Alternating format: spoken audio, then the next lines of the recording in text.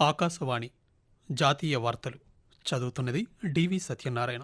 ముఖ్యాంశాలు: సాయుధ బలగాల బలోపేతానికి కేంద్ర ప్రభుత్వం ఎల్లప్పుడూ చర్యలు చేపడుతోందని ప్రధానమంత్రి నరేంద్ర మోదీ పేర్కొన్నారు. ఉగ్రవాదాన్ని అణచివేసేందుకు కేంద్ర ప్రభుత్వం కృషి చేస్తోందని కేంద్ర హోంశాఖ మంత్రి అమిత్ షా అన్నారు. భారతీయ రైల్వే రేపటి నుండి 164 ప్రత్యేక రైళ్లు నడపనుంది. వ్యవసాయ వ్యర్థాలను కాల్చడం ద్వారా పర్యావరణానికి హాని కలిగించే వారిపై జరిమానాలను రెట్టింపు చేస్తూ ప్రభుత్వం నిర్ణయం తీసుకుంది. వార్తల వివరాలు: దేశానికి సేవలందించే సైనికుల సంక్షేమానికి కేంద్ర ప్రభుత్వం ఎల్లప్పుడూ కృషి చేస్తోందని ప్రధానమంత్రి నరేంద్ర మోదీ అన్నారు. వన్ ర్యాంక్ వన్ పెన్షన్ ఓఆర్ఓపీని అమలు చేసి 10 సంవత్సరాలు పూర్తి చేసుకున్న సందర్భంగా దేశాన్ని రక్షించడానికి తమ జీవితాలను అంకితం చేసిన అనుభవజ్ఞులు, మాజీ సైనికుల ధైర్యానికి, త్యాగాలకు వన్ ర్యాంక్ వన్ పెన్షన్ నివాళిగా ప్రధానమంత్రి నరేంద్ర మోదీ పేర్కొన్నారు. దశాబ్ద కాలంలో లక్షలాది మంది పింఛన్దారులు, వారి కుటుంబాలు ఈ పథకంతో లబ్ధి పొందారని సామాజిక మాధ్యమంలో తెలిపారు. సాయుధ దళాల శ్రేయస్సుకు ఓఆర్ఓపీ ప్రభుత్వ నిబద్ధతను సూచిస్తుందన్నారు. ఈ సందర్భంగా దేశ సైనికులకు కృతజ్ఞతలు తెలిపిన ప్రధానమంత్రి సాయుధ బలగాల బలోపేతానికి కేంద్ర ప్రభుత్వం ఎల్లప్పుడూ చర్యలు చేపడుతుందని పేర్కొన్నారు. ఉగ్రవాదాన్ని అణచివేసేందుకు కేంద్ర ప్రభుత్వం కృషి చేస్తోందని కేంద్ర హోంశాఖ మంత్రి అమిత్ షా అన్నారు. ఈరోజు ఢిల్లీలో జరిగిన యాంటీ టెర్రర్ కాన్ఫరెన్స్ 2024 ప్రారంభోత్సవంలో పాల్గొన్న హోంమంత్రి మాట్లాడుతూ ఉగ్రవాదాన్ని నిర్మూలించేందుకు బలమైన వ్యూహంతో ముందుకు వెళ్తున్నామన్నారు. దేశ అంతర్గత భద్రత కోసం సరిహద్దుల వద్ద ఎంతోమంది సైనికులు ప్రాణాలు కోల్పోయారని, దేశం కోసం ప్రాణాలు అర్పించిన వారందరికీ నివాళులు అర్పిస్తున్నామన్నారు.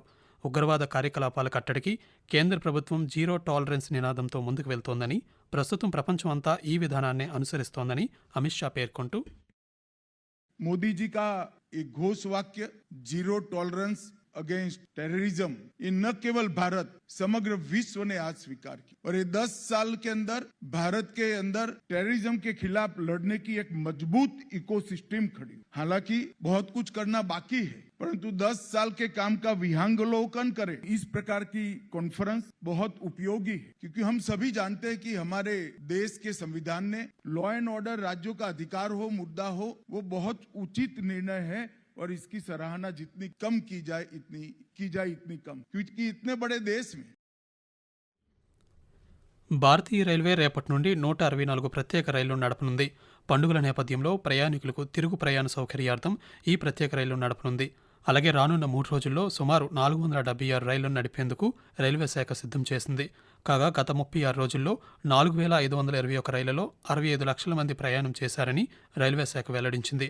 భారతీయ రైల్వేలో బీహార్, ఉత్తరప్రదేశ్, జార్ఖండ్లకు 6,85 లక్షల మంది ప్రయాణికులు ప్రయాణించారని తెలిపింది.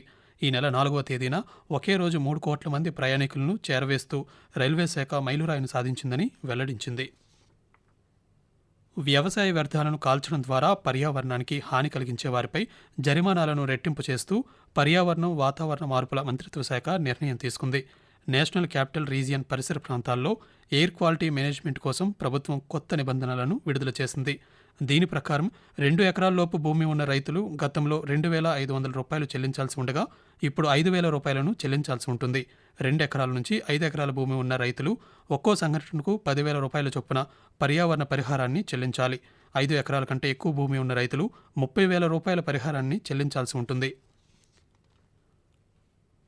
మధ్యప్రదేశ్ రాష్ట్రంలోని అన్ని ప్రభుత్వ ఉద్యోగాల్లో మహిళలకు ఇప్పుడున్న 33% బదులుగా 35% రిజర్వేషన్లు కల్పించేందుకు నిర్ణయం తీసుకున్నారు. ఆ రాష్ట్ర ముఖ్యమంత్రి మోహన్ యాదవ్ అధ్యక్షతన జరిగిన మంత్రివర్గ సమావేశంలో ఈ ప్రతిపాదనకు ఆమోదం లభించింది. ఈ మేరకు ఆ రాష్ట్ర ప్రభుత్వం ఒక నోటిఫికేషన్ విడుదల చేసింది. మధ్యప్రదేశ్లో మహిళలకు పెంచిన రిజర్వేషన్లు ఎస్సీ, ఎస్టీ, ఓబీసీలతో సహా అన్ని వర్గాలకు వర్తిస్తాయని, ప్రతి కేటగిరీకి 35% రిజర్వేషన్ పోస్టులు అదే కేటగిరీకి చెందిన మహిళా అభ్యర్థులకు ఇవ్వబడతాయని ఆ నోటిఫికేషన్లో పేర్కొన్నారు. ఛత్ పూజ సందర్భంగా ఉపరాష్ట్రపతి జగదీప్ ధన్కర్ దేశ ప్రజలకు శుభాకాంక్షలు తెలిపారు. సూర్య భగవాను ఆరాధించే ఛత్ పండుగ సనాతన సంప్రదాయాలకు ప్రతీక అని, ప్రకృతితో మనకున్న బంధానికి ప్రతిబింబమని ఆయన అభివర్ణించారు. ఛతీమాత ఆశీస్సులతో దేశం పురోగతి, శ్రేయస్సు సాధిస్తుందని ఉపరాష్ట్రపతి ఆశాభావం వ్యక్తం చేశారు. ఛత్ పండుగలో భాగంగా 3వ రోజైన ఛత్ సంధ్య అర్ఘ్య సందర్భంగా దేశ ప్రజలకు ప్రధానమంత్రి నరేంద్ర మోదీ శుభాకాంక్షలు తెలిపారు. ఛత్ సంధ్య పండుగ సరళత, సంయమనం, సంకల్పం, అంకితభావానికి ప్రతీక అని సామాజిక మాధ్యమం వేదికగా పేర్కొన్నారు. ఈ పండుగ ప్రతి ఒక్కరి జీవితాల్లో సుఖ సంతోషాలను, సౌభాగ్యాలను నింపాలని ఆయన ఆకాంక్షించారు. ఆకాశవాణి జాతీయ వార్తలు వింటున్నారు.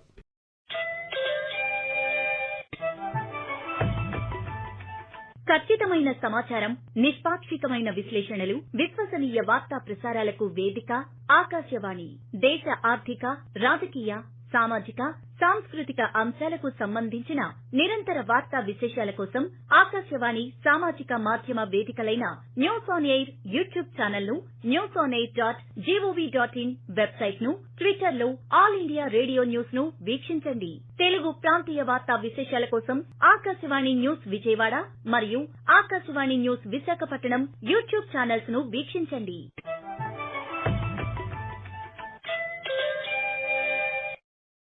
ప్రభుత్వ ఉద్యోగాల నియామకానికి సంబంధించిన నియమావళిని నిర్దేశిస్తే తప్ప మధ్యలో మార్చలేమని సుప్రీంకోర్టు ఈరోజు స్పష్టం చేసింది. ప్రధాన న్యాయమూర్తి డివై చంద్రచూడ్ నేతృత్వంలోని 5 న్యాయమూర్తుల ధర్మాసనం ఉద్యోగాల నియామక ప్రక్రియ ప్రారంభానికి ముందు ఒకసారి చేసిన నియమాలను మధ్యలో మార్చడం సాధ్యం కాదని పేర్కొంది. ఎంపిక నిబంధనలు ఏకపక్షంగా ఉండకూడదని, రాజ్యాంగంలోని ఆర్టికల్ 14కు అనుగుణంగా ఉండాలని ధర్మాసనం పేర్కొంది.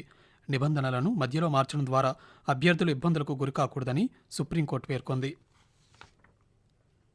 జాంబియాలో కొనసాగుతున్న కరువు పరిస్థితుల నేపథ్యంలో ఆ దేశానికి 2,500 మెట్రిక్ టన్నుల మొక్కజొన్న సహాయాన్ని అందజేయనున్నామని భారత విదేశాంగ శాఖ సహాయ మంత్రి కీర్తివర్ధన్ సింగ్ తెలిపారు. జాంబియాలోని లుసాకాలో జరిగిన Zambia India joint permanent commission 6వ సెషన్లో ఈ అంశంపై చర్చించినట్లు ఆయన వెల్లడించారు. జాంబియా విదేశీ వ్యవహారాలు, అంతర్జాతీయ సహకార మంత్రి ములాంబో హైంబోతో జరిగిన ఈ సెషన్లో వ్యవసాయం, విద్య, ఇంధనం, రక్షణ, సంస్కృతితో సహా వివిధ రంగాల్లో ఇరు దేశాల సహకారాన్ని ఇరువురు నాయకులు చర్చించారు. ద్వైపాక్షిక సంబంధాల్లో పెరుగుతున్న వేగాన్ని ఇరుపక్షాలు ప్రశంసించాయని, వీటిని మరింత బలోపేతం చేయడానికి 2 దేశాలు తమ నిబద్ధతను చాటాయని తెలిపారు. భారత్, అమెరికా సమగ్ర ప్రపంచ వ్యూహాత్మక భాగస్వామ్యాన్ని మరింత బలోపేతం చేసేందుకు భారత్ సంసిద్ధంగా ఉందని విదేశాంగ మంత్రిత్వ శాఖ అధికార ప్రతినిధి రణ్ధీర్ జైస్వాల్ అన్నారు.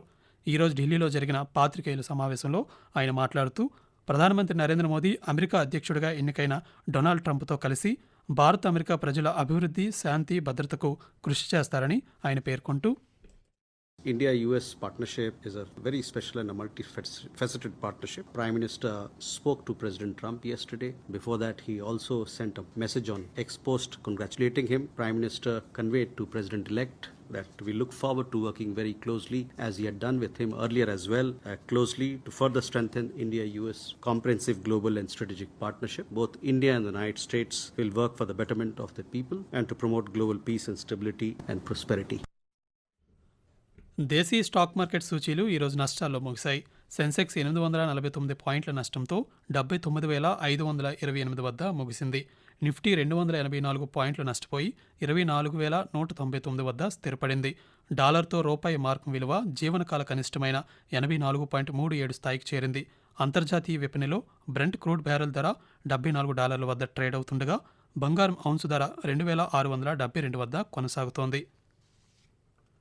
భారత్, దక్షిణాఫ్రికా పురుష జట్ల మధ్య 4 మ్యాచ్ల T20 క్రికెట్ సిరీస్ రేపటి నుంచి ప్రారంభం కానుంది. ఈ సిరీస్లోని తొలి మ్యాచ్ రేపు దర్బన్ వేదికగా జరగనుంది. ఆఖరిగా భారత్ గెలిచిన T20 ప్రపంచ కప్లో ఈ 2 జట్ల మధ్య T20 మ్యాచ్ జరిగింది. సూర్యకుమార్ యాదవ్ నేతృత్వంలో భారత జట్టు ఈ సిరీస్లో కూడా గెలిచేందుకు సిద్ధమవుతోంది. భారత్, భూటాన్ మధ్య పరస్పర సంబంధాలకు ప్రోత్సాహాన్నిస్తూ అస్సాం గవర్నర్ లక్ష్మణ్ ప్రసాద్ ఆచార్య ఈరోజు తమల్పూర్ జిల్లాలో భూటాన్ ప్రధానమంత్రి లియోన్చన్ దాషో షెరింగ్ టోబ్కే సమక్షంలో దరంగా ఇమిగ్రేషన్ చెక్పోస్ట్ను ప్రారంభించారు. ఆకాశవాణి జాతీయ వార్తలు ముగించే ముందు ముఖ్యాంశాలు మరోసారి. సాయుధ బలగాల బలోపేతానికి కేంద్ర ప్రభుత్వం ఎల్లప్పుడూ చర్యలు చేపడుతుందని ప్రధానమంత్రి నరేంద్ర మోదీ పేర్కొన్నారు. ఉగ్రవాదాన్ని అణచివేసేందుకు కేంద్ర ప్రభుత్వం కృషి చేస్తోందని కేంద్ర హోంశాఖ మంత్రి అమిత్ షా అన్నారు. భారతీయ రైల్వే రేపటి నుండి 164 ప్రత్యేక రైళ్లను నడపనుంది. వ్యవసాయ వ్యర్థాలను కాల్చడం ద్వారా పర్యావరణానికి హాని కలిగించే వారిపై జరిమానాలను రెట్టింపు చేస్తూ ప్రభుత్వ నిర్ణయం తీసుకుంది. ఆకాశవాణి జాతీయ వార్తలు ఇంతటితో సమాప్తం.